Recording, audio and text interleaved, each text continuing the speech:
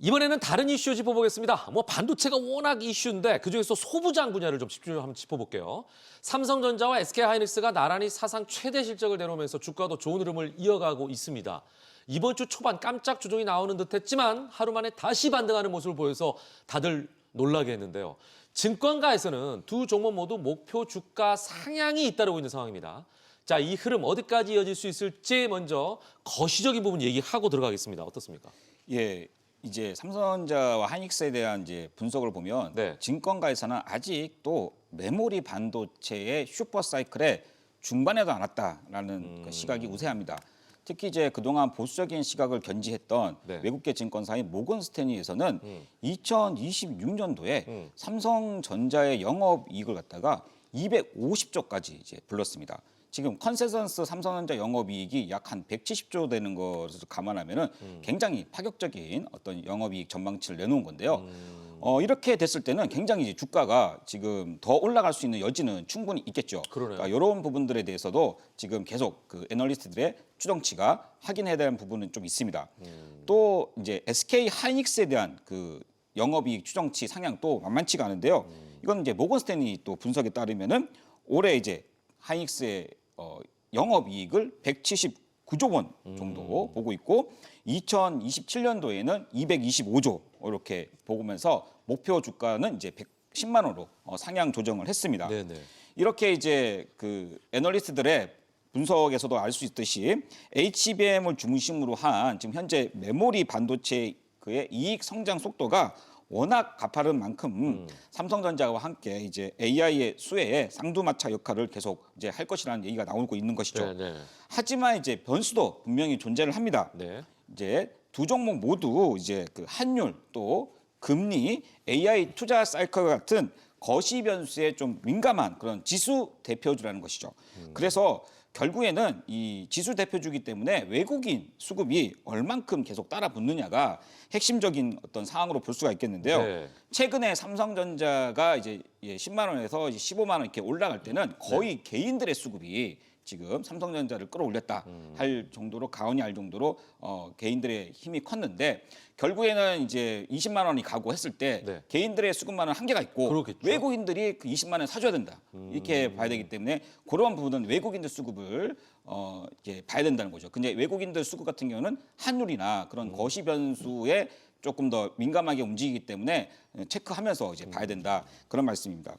자, 그래서 이제 투자 전략으로 보면 일단 삼성전자는 20만 원을 목표로 1차 목표가로 20만 원. 20만 원. 그리고 하이닉스는 SK 하이닉스는 110만 원을 갖다가 1차 목표가를 두고 이제 AI 투자 사이클 같은 거 그다음에 외국인의 그런 수급 변화를 갖다가 체크하면서 이제 비중 조절을 해가는 그러한 이제 투자 전략이 훨씬 더 합리적이라고 보여집니다. 네. 김대전 자문위원께서 이제 근거와 함께 삼성전자는 20만 원, SK하이닉스는 110만 원의 목표선을 두라 이렇게 말씀을 하셨는데 여기에 대해서 최소 자문위원은 어떻게 생각하세요? 이게 그냥 결국에 기업 주가라는 게 네네네. 결국에 이 기업이 얼마나 돈을 잘 벌 것이고 얼마나 잘 벌고 있으며 뭐 이런 것들이 결국에 기업 가치로 반영이 되는 거거든요. 그러겠죠. 근데 이제 이번에 이제 삼성전자랑 이제 SK하이닉스 그 컨퍼런스 콜에 대한 내용을 저 역시도 좀 다 살펴봤지만 꼼꼼하게 결국에 지금 핵심은 없어서 못 판다예요. 없어서 못 팔고 앞으로도 없어서 못 팔 건데 그렇다고 공급량을 지금 빠르게 늘려나갈 수 있는 또 상황은 아니란 말이에요.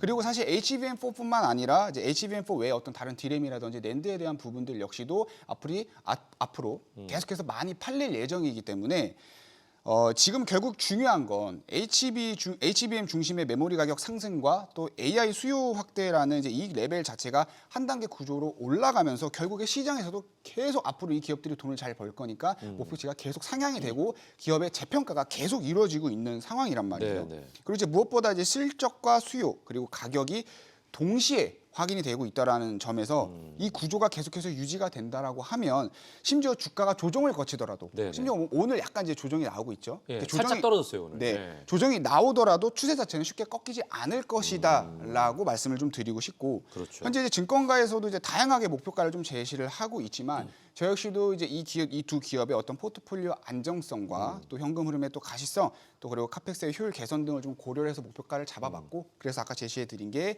삼성전자는 22만 원, SK하이닉스는 130만 원입니다. 그러니까요. 지금 저 중요한 얘기를 하셨는데 주가가 오르내리는 거에 따라서 일희일비하지 말고 추세를 좀 봐라. 예. 그 말씀을 하신 것 같아요. 이제 먼 미래를 좀 보라 이런 말씀이셨죠. 어쨌거나 최소 자본력의 목표가가 조금 더 높습니다. 좀 더 도전적이고 전투적이다 이렇게 볼 수도 있을 것 같아요. 자, 올해 삼성전자와 SK하이닉스가 HBM4를 두고 경쟁에 본격적으로 돌입하는데요. HBM4가 엔비디아에서만 대량 쓰일 줄 알았는데 주문형 반도체 기반의 자체 칩을 쓰는 빅테크들도 HBM4 채택에 나설 가능성이 거론되고 있어서 이 시장도 더 확대될 가능성이 보여요. 예, HBM4 이제 시장을 네. 이제 말씀드릴 건데요. 엔비디아가 이제 4세대 그 플랫폼이죠. 그 베라 루빈에 탑재되면서 이제 본격 개화되는 그 HBM4가 본격 개화되는 1년이 될 것이라는 전망이 또 지배적입니다. 그러네. 엔비디아뿐만 아니라 또 이제 구글, 마이크로소프트, 아마존의 그 웹 서비스처럼 자체 ASIC 기반으로다가 이제 AI 가속기를 그 쓰는 빅테크 기업들이 네네. 다음 세대 칩 설계에서도 HBM4의 채택을 전제로 이제 그 만들고 있다는 사실이죠. 그래서 2026년에는 HBM3E가 여전히 주력이겠지만 HBM4는 이제 루빈 그리고 차세대 ASIC부터 이제 비중을 키우기 시작해서 그런 초입 단계에 있기 때문에 향후에 HBM4의 모멘텀을 기대해 보는 것도 좋겠습니다. 네, 그렇게 되면 이제 삼성전자와 SK하이닉스가 더 박차를 가하겠죠. 네, 예. 맞습니다. 예. 자, 삼성전자, SK하이닉스 계속 말씀드리고 있는데 모두 HBM4에서 더 많은 고객 물량을 확보해서 실적 반등을 노리기 위해 얼마나 노력하겠습니까? 자, 그런 만큼 이번 컨퍼런스 콜에서도 두 회사 모두 HBM4에 대한 자신감을 드러냈는데요. 결국 관건은 고객사 확보와 양산 경쟁력이 될 것 같습니다. HBM4 시장에서 주도권. 야, 이것도 어려운 질문이네요. 누가 쥐게 되는 거죠? 어떻게 생각하세요? 네, 뭐 일단 이제 방금 전에 아나운서님께서 네. 말씀해주신 것처럼 지금 이제 삼성전자와 SK하이닉스의 주도권은 누가 더 잘 만드느냐보다 뭐 양산이나 그리고 어떤 기업을 대상으로 어떻게 누구에게 공급을 할 것이냐 결국에 공급에 대한 부분이 가장 중요한 고객사가 포인트. 중요한 거예요. 네, 맞습니다. 그래서 이번 컨퍼런스 콜에서 이제 두 회사 모두 당연히 자신감을 보이기는 했지만 근데 여기서 조금 자신감에 대한 방향성이 살짝 달랐다라는 걸 좀 확인을 해볼 수가 있었는데 일단 이제 SK하이닉스를 보면은 이미 좀 확보해 놓은 물량이 있고 또 실적이 어떻게 나올지도 어느 정도 이제 보인다. 이런 부분에 대한 좀 자신감이 좀 확실했고 그리고 이제 HBM3E에서 엔비디아 핵심 공급사 자리를 좀 확실하게 잡아놓은 상황이고 네. 또 HBM4도 이제 기존 고객을 중심으로 해서 물량이 자연스럽게 이어질 것이다. 이런 부분들도 확인할 수 있었습니다. 그리고 HBM은 또 워낙 검증과 안정성이 중요한 제품이다 보니까 초기에는 이제 기존에 공급하던 회사가 유리하게 작용할 수밖에 없고 그 그렇죠. 효과가 실적에도 빠르게 좀 반영이 됐고 실제 이번에 이제 4분기 실적 역시도 그런 부분들이 반영이 된 거라고 좀 말씀을 드릴 수 있을 것 같습니다. 그래서 HBM4 초반에 이제 국면만 놓고 본다라고 하면 실적 측면에서는 사실 SK하이닉스가 앞설 가능성이 좀 높고요. 근데 이제 반면에 삼성전자는 어떤 부분에 자신감을 좀 비쳤느냐? 네. 단기 물량보다는 시장이 커지는 그림에 좀 초점을 맞췄다라고 볼 수 있을 것 같은데 삼성전자는 이제 HBM4 이제 조기 인증과 양산 준비를 좀 강조를 하면서 엔비디아뿐만이 아니라 구글이나 마이크로소프트 같은 이제 ASIC 기반의 AI 칩을 만드는 빅테크 기업까지 함께 겨냥을 하고 있는 상황이고 HBM4 이제 수요가 GPU를 중심으로 해서 데이터 센터 전반으로 이제 확산이 될수록 대규모로 찍어낼 수 있는 생산 능력과 또 고객을 다양하게 가져갈 수 있는 삼성전자의 강점이 이번 컨퍼런스 콜에서 좀 더 부각이 될 수 있었던 것 같습니다. 그리고 그만큼 이제 점유율을 또 키울 수 있는 여지도 우리가 볼 수 있는 것 같고 네네. 결국 이제 이번 컨퍼런스 콜을 좀 정리를 해본다라고 하면 단기적으로는 SK하이닉스가 조금 더 유리해 보이고 중장기적인 시장에서 놓고 본다라고 하면은 삼성전자의 가능성도 좀 확연하게 좀 눈에 띄게 볼 수 있는 상황이었다라고 좀 말씀을 드릴 수 있을 것 같습니다. 그래서 고객들이 어떤 기술을 선택하느냐, 양산 수율이 얼마나 빠르게 안정이 되느냐, 또 AI 인프라 투자가 어떤 방향으로 흘러가느냐에 따라서 경쟁 구도는 또 언제든지 바뀔 수 있다라는 거. 현재 시점에서 놓고 보면은 그냥 단기적으로 누가 승자다 뭐 이렇게 단정 짓기보다는 각 회사가 어느 구간에서 실제로 어떤 강점을 보이면서 이어 나가는지 이런 부분을 놓고 투자 포인트를 맞춰 나가면 될 것 같습니다. 네, 뭐 흐름을 다 읽고 계시겠지만 현재 투자자들이 가장 관심을 갖고 있는 종목은 단연 SK하이닉스 그리고 삼성전자일 것 같은데요. 더 자세한 분석 필요하시다면 주식의 발견 카카오톡 채널 검색한 이후에 친구 추가해 주시면 다양한 정보를 더 제공해 드리겠습니다. 자, 아까 처음에 이번에는 반도체 소부장 얘기할 거다 얘기해 드렸죠. 이제 전체적인 그림, 그중에서 투톱 체제인 삼성전자와 SK 하이닉스를 짚어봤다면 이런 그 투톱 체제의 실적과 주가 흐름이 워낙 강하게 흐르다 보니까 그 수혜가 소부장 기업들로 확산되고 있는 모양새, 이 모양새를 우리가 짚어보지 않을 수가 없습니다. 자, 그래서 이번에는요. 최근 코스닥 활성화 정책 효과까지 더해지면서 중소형 반도체 소부장주에 대한 기대가 커지고 있는 모양새니까 여기에 대해서 한번 짚어보죠. 어떻게 생각하십니까? 예, 코스닥 활성화 정책 중에서 보면은 연기금에서 이제 코스닥의 투자 비중을 이제는 확대하게끔 그렇게 네네. 이제 금융에서 발표가 나왔습니다. 그렇기 때문에 이제 연기금이 이제 본격적으로 이제 코스닥에 있는 종목들을 사야 되는데 사실 이제 코스닥에 있는 종목들이 바이오, 2차 전지 그리고 반도체 이렇게 가장 그 시가총액 상위 종목군에 있는 이제 기업들이죠.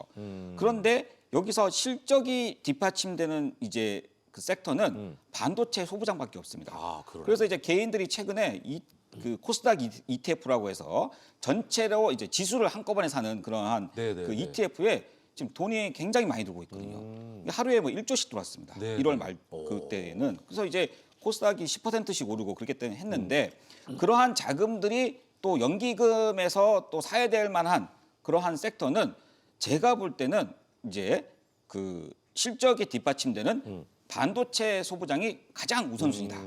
저는 이제 이렇게 이제 판단을 하고 있기 때문에 네네. 이번 코스닥 활성화 정책에서 이제 또 이제 코스닥 3000에 대한 그런 기대감이 지금 큰 만큼 주력으로 봐야 될 거는 아까 이제 말씀하시다가 2차 전지 같은 경우는 이제 그 중기적으로 좀 차트가 바닥에 있다. 기술적으로. 그래서 이제 조금 더 메리트가 있다. 이제 그렇게 보는 시각도 있지만 네. 하지만 제 생각은 조금 다릅니다.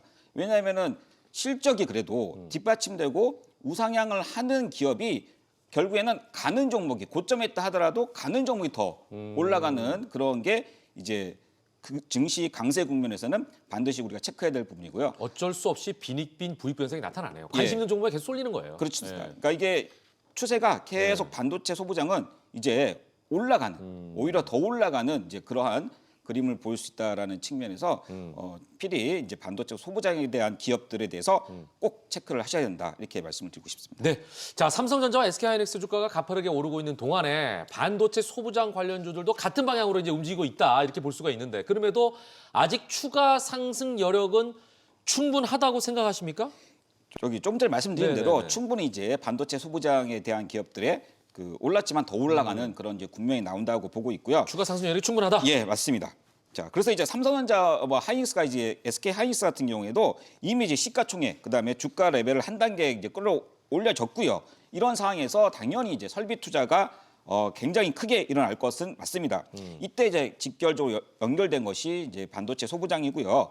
그리고 또 이제 막 재평가가 이제 시작된 초입 구간입니다. 그래서 코스닥 활성화 정책 이런 것들이 이제 나오면서 또 퇴직연금, 기간 비중까지 이제 수급적으로 확대가 된다고 했을 때 앞으로 들어올 수 있는 이제 자금 규모에 비해서 주가 선반영은 아직도 이제 미미했다라고 이제 보고 있습니다.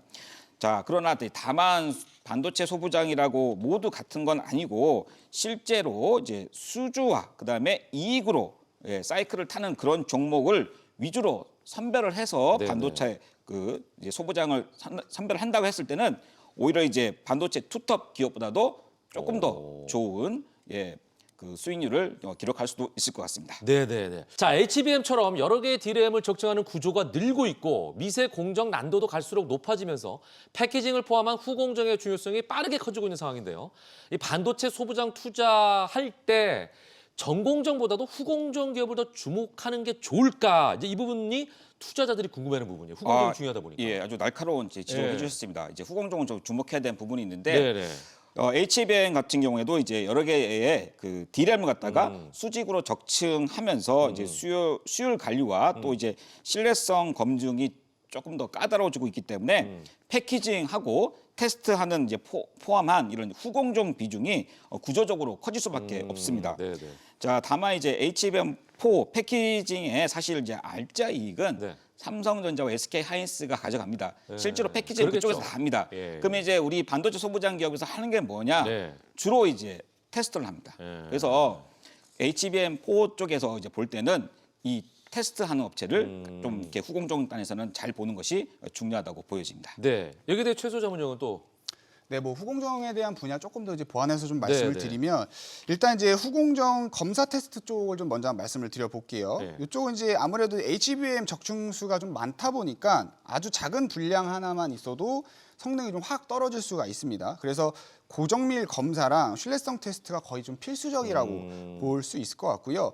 이 공정이 눈에 확 띄는 분야는 아니지만 HBM 이제 세대가 올라갈수록 계속 반복해서 필요해지는 구조라서 수요는 꽤 안정적으로 이어질 가능성이 크다고 볼 수 있을 것 같습니다. 이제 두 번째는 이제 패키징에 들어가는 핵심 소재 부분인데 이제 언더필이나 이제 방열 소재 그리고 접착제 같은 것들인데 이게 사실 한 번 채택이 되면은 이제 고객 락인 효과가 있어서 이탈되기가 쉽지가 않습니다. 그래서 겉으로 보면 이제 단가가 좀 낮아 보일 수는 있지만 수율이랑 또 바로 연결되는 부분이라서 장기적으로 보면 가치가 있는 영역이라고 좀 볼 수 있을 것 같고 네, 네. 또 이제 세 번째는 이제 후공정 자동화랑 정밀 제어 부품 쪽인데 이제 로봇이나 이제 모터, 센서처럼 이제 상대적으로 이제 주목을 덜 받는 부품들이지만 공정 난이도가 높아질수록 이 부품들 역시 없으면 안 되는 또 요소들이라고 볼 수 있을 것 같고요. 정리를 해보면 특히 이제 초보 투자자들이라면 또 HBM 물량이 늘어날수록 이 공정이 반드시 더 필요해지는가? 뭐 이런 기준들을 좀 놓고 종목을 좀 선별해 보시고 살펴보시면 좋을 것 같고 그리고 이제 후공정 검사랑 이제 테스트, 패키징 핵심 소재 그리고 뭐 자동화랑 이제 정밀 제어 분야를 좀 같이 살펴봐 보시면 좋을 것 같습니다. 그렇죠. 자, 여러분들이 궁금한 업종이나 종목 분석이 필요하시다면 주식의 발견 카톡 채널 검색한 이후에 친구 추가해 주시기 바랍니다. 자문역들의 섬세한 그리고 세심한 분석과 함께 관련 종목의 리포트까지도 받아볼 수가 있습니다. 자, 이번에는 반도체 소부장 금은동을 김대준 자문역과 함께 살펴보도록 하겠습니다. 먼저 동메달부터 공개합니다.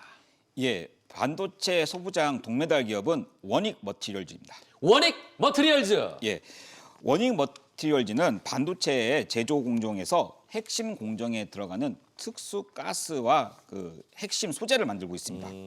이제 보면은 이제 삼성전자와 SK 하이닉스의 HBM을 비롯해서 반도체 생산 물량을 크게 늘리면서도 필연적으로 이제 공정에 투입되는 특수 가스 사용량도 이제 같이 증가할 수밖에 없는 구조인데요. 여기에서 가장 이제 수혜를 받을 수 있는 기업 중에 한 개가 원익 머티리얼즈죠. 이제는 이제 설비 투자와 이제 그 또 메모리 가격이 크게 움직인 뒤에는 그 다음에 이제 따라오는 것이 소재 업체의 매출이 이제 본격 성장하는 국면이 옵니다. 이때에 이제 분명히 이제 원익 머티리얼즈가 수혜를 받을 수가 있겠고요. 이번 이제 메모리 슈퍼 사이클에서는 원익 머티리얼즈 같은 소재 기업들도 이제 실적 그다음에 주가 모두 한 단계 레벨업되는 그런 기대 구간에 진입했다고 보시는 게 맞겠습니다. 네. 자, 동메달은요, 반도체 제조 과정에서 반드시 필요한 특수 가스를 만들고 있는 원익 머티리얼즈가 차지했습니다. 은메달 종목 공개합니다. 예, 은메달 기업은 YC입니다. YC. 예. YC는 반도체 제조 공정에서 이제 그 칩의 분량을 골라내는 테스트 장비를 만들고 있습니다. 특히 이제 웨이퍼 단에서 웨이퍼 상태에서 직접 검사하는 웨이퍼 테스터를 만들고 있는데요.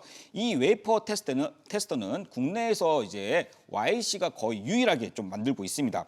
전 세계적으로 봐도 이 웨이퍼 테스터를 만드는 기업은 일본의 어드반 테스터나 또는 미국의 테라다임처럼 이런 그 대기업 두 개를 제외하고는 YC가 유일하다고 보셔도 될 것 같습니다. 진입 장벽이 높네요. 예, 맞습니다. 그래서 이제 이 앞서도 말씀드렸다시피 HBM4가 만들어질 때 그거를 갖다가 빨리빨리 이제 테스트할 수 있는 그 소부장 기업이 필요한데 거기에 이제 YC가 그 만드는 그 웨이퍼 테스터와 또 이제 HBM용 테스터가 같이 이제 만들고 있기 때문에 반드시 이제 수혜를 받을 종목으로 예, 보여지고 있고요. 특히 HBM4가 이제 삼성전자나 SK 하이닉스가 이제 납품을 할 거거든요. 네. 엔비디아에 그때 이제 YC 주가가 조금 더 굉장히 탄력적으로 움직일 것으로 보여지기 때문에 은메달 기업을 갖고 왔습니다. 네. 예. 자, 들으신 대로 은메달 기업은요, 노래가 생각이 납니다. YC입니다. 자, 이제 마지막으로 금메달을 알아볼 텐데요. 금메달 종목명은 오직 카카오톡 주식의 발견 채널에서만 공개가 됩니다. 금메달 종목이 궁금하시다면 주식의 발견 카카오톡 채널 검색한 후에 친구 추가하시면 모든 정보를 얻을 수가 있습니다. 자, 이제 금메달 종목에 대한 힌트 전달해 드립니다. 예, 금메달 기업에 대한 힌트를 드리도록 하겠습니다. 자, 금메달 기업은 반도체 이제 패키징, 그다음에 이제 후공정에 들어가는 TC 본드라고 하는 아주 유명한 장비가 있습니다. 네. 그리고 또 하이브리드 본드라고 하는 그런 장비가 있는데 네. 그 두 가지 장비를 다 만들고 있는 업체입니다. 자, 그래서 이제 필수적으로 HBM의 그 장비인 이 본더에서 좀 강력한 지금 위치를 확보해 나가려고 하고 있는 그런 기업입니다. 네, 들어만 봐도 기술력이 굉장히 좋을 것 같다는 생각이 듭니다. 왜냐하면 고난도 본딩 장비를 만드는 업체니까요. 자, 유독 그럼에도 불구하고 이 종목이 금메달을 차지할 수밖에 없는 이유 뭡니까?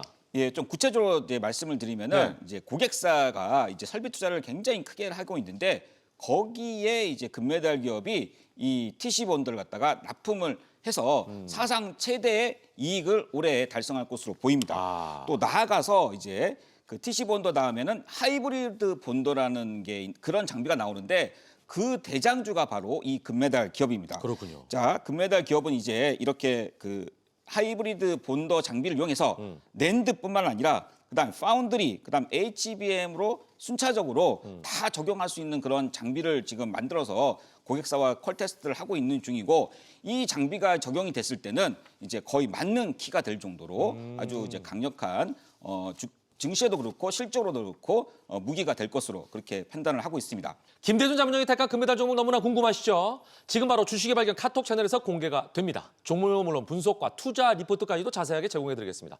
추가적으로 카톡 친구 추가해주신 분들에게는 주식의 A부터 Z까지 모든 걸 알 수 있는 전자책도 드리고 있으니까요. 많은 참여 부탁드리겠고요. 모든 투자의 최종 판단은 투자자의 몫이니만큼 현명한 투자하시길 매번 강조드립니다.